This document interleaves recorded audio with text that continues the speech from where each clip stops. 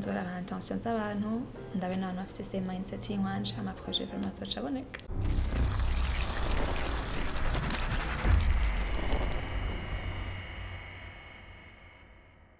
Yes, all right, it's another beautiful day, ladies and gentlemen. Ndaguha ikaze udahengeshanya gukurikirana ibiganiro bice kuri Isanamu TV online. Ndaguha ikaze mu kiganiro cy'uno munsi aho ndagenda kuzana umukobwa asanzwe akora ibintu biteye ubwoba cyane. Muraza kumumenya. Reka ndamwikaze kuri Isanamu TV online. Ikaze. Ikaze cyane nakoze. Umeze neza? Yego n'amahoro. Uraberewe cyane. Murakoze. Turishimye kuba mwaduhaye akanya ko kuboneka ku Isanamu TV. Yego murakoze nawe. Okay, kuba ariko baraturaba muri uno mwanya mu bidondora kugira badutahure neza. Okay, bon. Premièrement, merci kwa mwanumiye. Amazina ni Naomi Kubwayezu. Okay. Yego, ndi Murundi kazi. Nuko usanzwe uvuga cyane? Niko sanzwe mvuga. Okay. Mpoze tu. Ah, wow. Wavutse ryari, wavukiye he? Bon, jewe navukiye Bujumbura, nyine Bujumbura Mairie. Hama en 2003, tu veux dire j'ai 17 ans, dans 2 mois. J'ai 18 ans. Wow. Ego, hama ego. Happy birthday in advance. Thank you. Way wamber. Yeah. Well, icyatumye rero tumuzana ku Isanamu TV online, nimba ukurikirana Instagram, nimba waramufollowinze canke wafollowinze umuntu yitwa Best of 257. Man, respect for real. Twamumenye kubwiwawe, niwe watumye tumumenya. Reka tugwe shout out zose urazikwiye kabisa. Uyu mukobwa yakoze ikintu gikomeye cyane. Yafashe time yiwe arategura uburyo agenda gufasha abana basanzwe biga badafise intebe ya Mwishure bicara hasi. Ku munsi rero yagize is it graduation? Ego, graduation. Okay. Umunsi reka tuvuge umunsi yaheze amashure ya? Kirasa ego. Umunsi yaheze amashure abandi twese turamenyeranye abanyamuji muvuga ati oya ni party no kugenda gutamba gufungura kugira gute kuryoherwa like that. Mugabo wewe yafashe time yo gutegura ubwo buryo yari gutegura ivyo bintu then acaragenda niwe agomba kubituyagira ukuntu Vyagenze. First of all, congratulations kuri icyo kintu. Merci beaucoup. Wow. Vyagenze gute rero kugira ngo wiyumvire icyo gikorwa?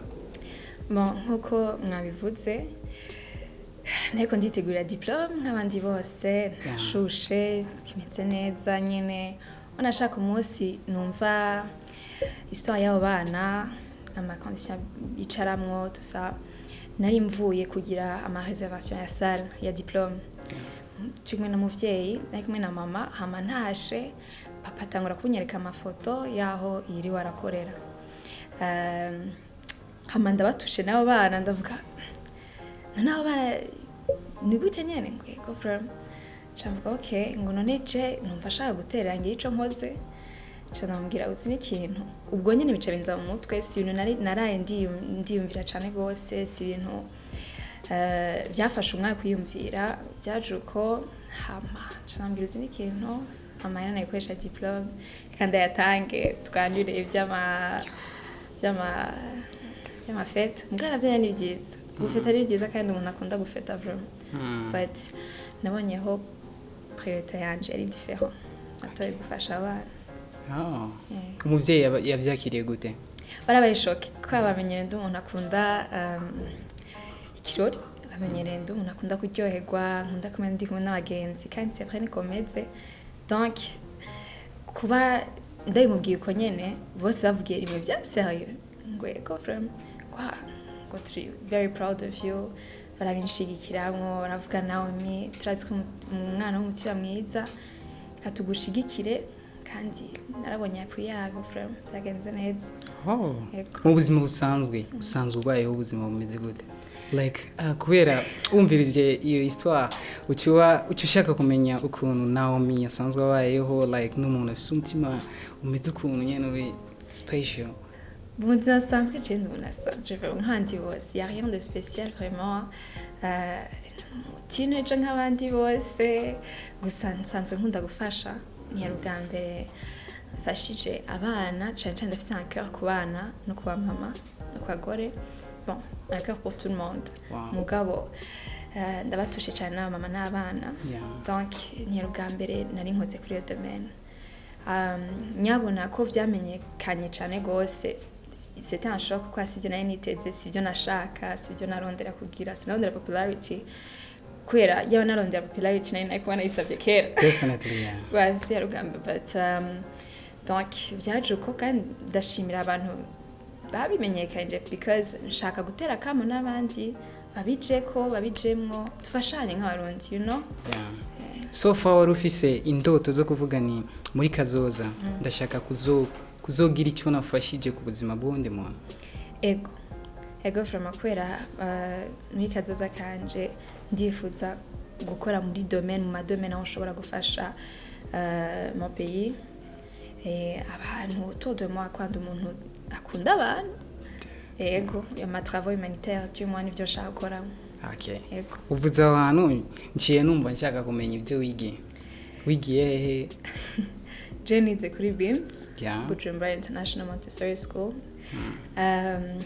Nko mwabivuze nagize diplôme ya un mois. Hama nize business, qui veut dire économie, géographie hamwe n'igifaransa. Ego. Wow.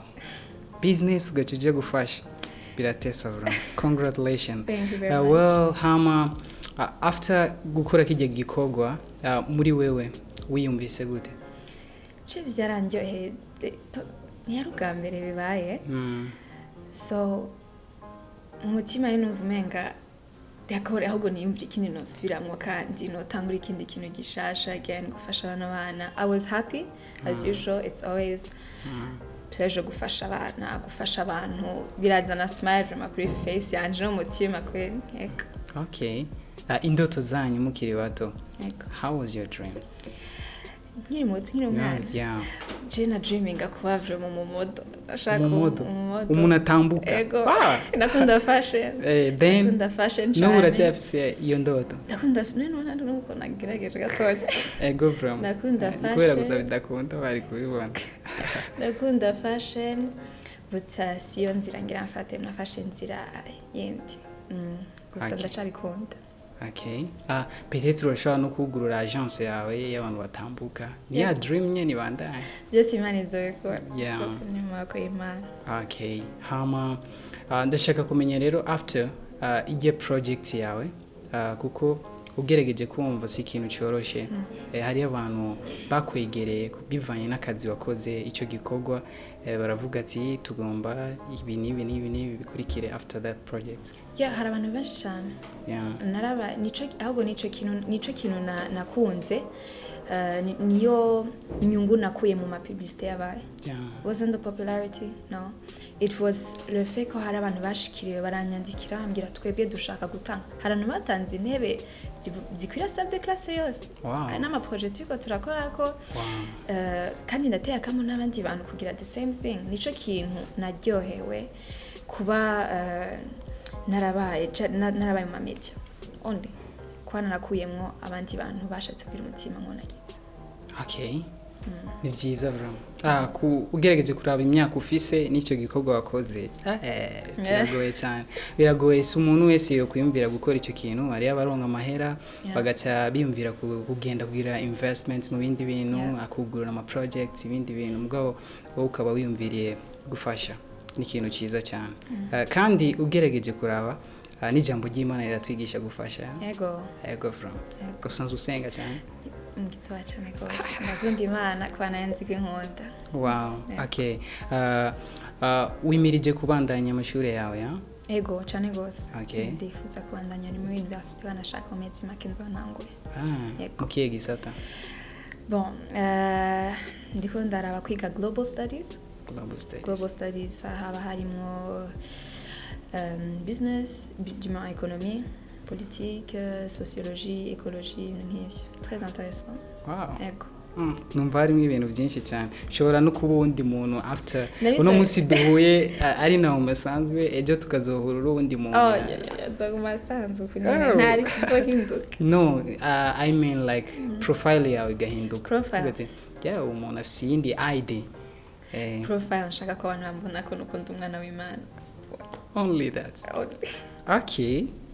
Well, urahejeje kumva imigambi ya Naomi ya ivyo yaguhamagariye wo mu jeune usanzwe ucilinga nkanje canke nkawe we don't know gusa yatugiye ko ntubujije gucilinga genda ucilinge gato mugabo ufise akantu nyene ubika ku ruhande kugira ngo kazoze gufasha abandi bantu ya okay apart yo gutambuka hari indi mano ubu usanzwe ufise bon no gutambuka ndabikunda sinzi ko ari impano from but kuririmba ndakunda kuririmba wow okay nuko utaririmba nyene twacha tugusaba turirimbi wa inyuma y'icyo gikorwa wakoze ndashaka kumenya waba ufise izindi projects ugamije gukora muri kazoza sanzwe mfise umutima ukunda gufasha ubu iyo mutima nibaza ko atawuzoje okay donc gumye en place nibaza ko amaprojet yuzuye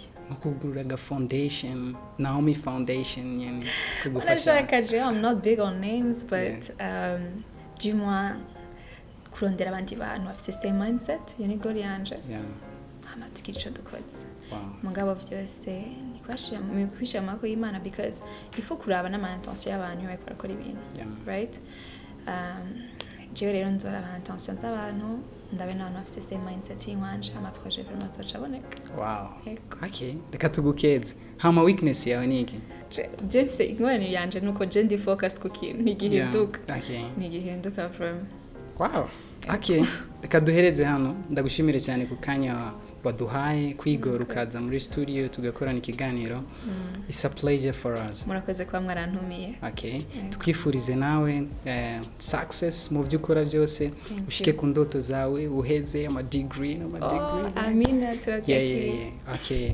wakoze cyane nawe wafasha kanya ko kuraba ikiganiro cyacu cy'uno munsi ndagushimire kuba umaze kugira subscribe nimba utarayikora ikore hama usangiza abandi iyi link je nitwa Jibril nari kumwe na Naomi niwe yari umutumire wacu muri Isanamu TV online. Let's meet another time. Ciao ciao.